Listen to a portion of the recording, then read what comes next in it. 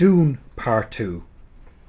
Okay, this is the follow up to Dune Part 1 from 2021, and Dune Part 1 combined with this one, Dune Part 2, make up a whole movie.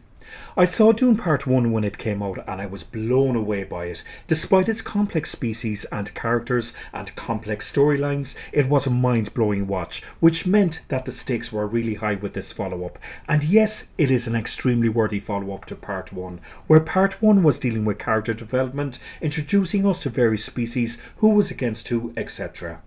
With character development now out the way and the foundation laid, Dune Part 2 is very action driven. There's major battle scenes going on throughout, huge gigantic spaceship things exploding, set against this hot desert dune landscape, which is a visual feast for the eyes. And despite its 2 hour 45-minute runtime, there's so much compacted in that runtime that everything sort of feels rushed.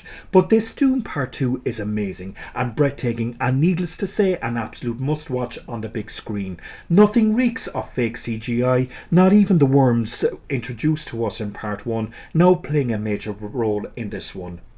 Some movie reviewers are over exaggerating this movie, going, "Oh my god, most amazing movie experience ever." And don't get me wrong, while it is extremely impressive, my jaw was never really on the floor at any point. And I do have a few nitpicks.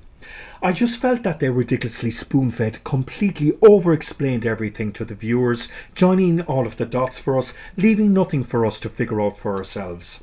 The Christopher Walken and particularly Florence Pugh scenes felt out of place with the rest of the movie. It's obvious that Florence Pugh was flown in between takes of her other movie projects, did her bit, and then went back to whatever other movie she was working on at that time. And Christopher Walken just sticks out like a sore thumb, again just showing up for one day's work without bonding, gelling, and no chemistry whatsoever with other cast members. All of that said, it's great to say that Timothée Chalamet is finally taking his acting career seriously, carrying the weight of this blockbuster on his shoulders, and the chemistry between him and Zendaya is just brilliant. While Rebecca Ferguson kind of takes a back seat and isn't as full on as she was in Part 1, and nearly forgot to mention, Ashton Butler from Elvis fame completely steals the show. Another nitpick I would have with this movie is that I appreciate they were in the perimeter of a rated 12 movie, but I just felt they should have pushed the boundary a little bit, especially in those one-on-one fight scenes, giving the guy in charge of rating movies a backhander even. Overall, Dune Part 2 is easily a must-see movie of 2024 at the cinema so far, especially if you were impressed with Part 1. 9 out of 10.